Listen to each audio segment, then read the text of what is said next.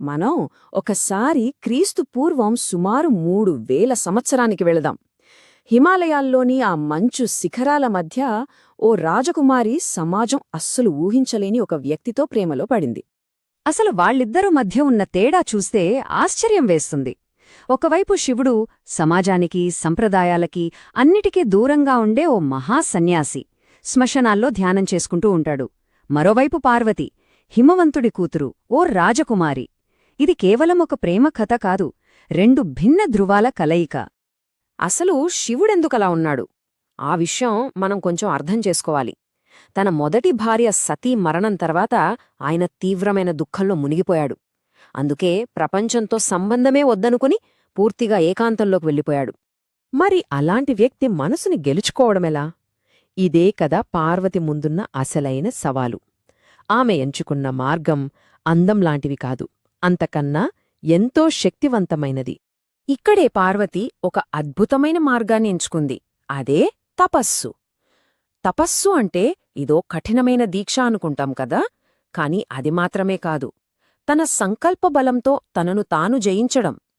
ఆమె అనుకుంది, బయటి అందంతో కాదు, నా అంతర్గత శక్తితోనే శివుడి స్థాయికి నేను చేరాలి అని. ఆమె దీక్ష ఎంత తీవ్రంగా ఉందో మనం ఒక్కసారి ఊహించుకోడానికి కూడా కష్టం. కొన్ని వేల సంవత్సరాలు ఆలోచించండి. మొదట ఆకులు మాత్రమే తిని బతికింది. ఆ తర్వాత కేవలం గాలి పీల్చుకుని, ఇక చివరికి ఏ ఆహారం, ఏ ఆధారం లేకుండా కేవలం తన సంకల్పశక్తి మీద నిలబడింది. అంటే తన శరీరాన్నే ఒక స్వచ్ఛమైన సంకల్పశక్తిగా మార్చేసుకుంది. మహాకవి కాళిదాసు తన కుమార సంభవములో ఎంత అద్భుతంగా వర్ణించాడో చూడండి. ఆమెను చూసి దేవతలు కూడా వణికిపోతుండగా భయంకరమైన మంచు తుఫానుల్లో కూడా ఆమె కదలకుండా నిలబడింది అని. ఆమె సంకల్పమెంత గొప్పదో గదా. అయితే ఇక్కడో విషయం మనం గుర్తుపెట్టుకోవాలి. పార్వతి చేసిన ఈ తపస్సు కేవలం తన ప్రేమను గెలుచుకోవడానికే కాదు. దీని వెనుక ఓ పెద్ద విశ్వకారణముంది. అదేంటంటే, తారకాసురుడు అనే రాక్షసుణ్ణి చంపగలిగేవాడు శివపార్వతులకి పుట్టే కొడుకు మాత్రమే. అంటే వాళ్ళిద్దరూ కలవడమనేది దేవతల భవిష్యత్తుకి, ఈ విశ్వ సమతుల్యతకే చాలా అవసరం. ఇక్కడే కథలో ఒక చిన్న ట్విస్ట్. శివుడు ఆమె దీక్షను పరీక్షించాలనుకున్నాడు. ఆయనే ఒక ఋషి వేషంలో ఆమె దగ్గరికొచ్చాడు. వచ్చేం చేశాడో తెలుసా?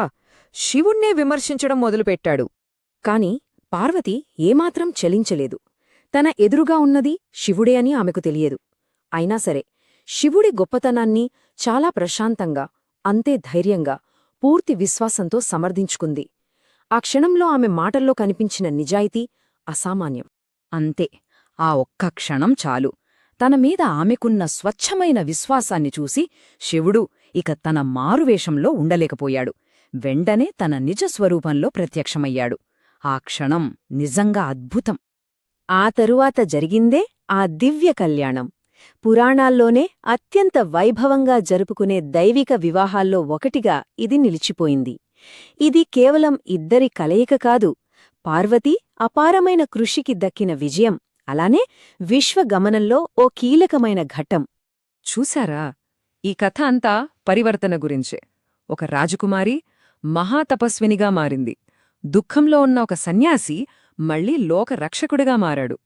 కేవలం ఒక ఏకాగ్రతతో కూడిన సంకల్పం స్వర్గాన్నే కదిలించగలిగింది. ఒక్కసారి ఆలోచించండి, అలాంటి సంకల్పం ఈరోజు మన ప్రపంచంలో, మనలో ఎలాంటి మార్పును తీసుకురాగలదో.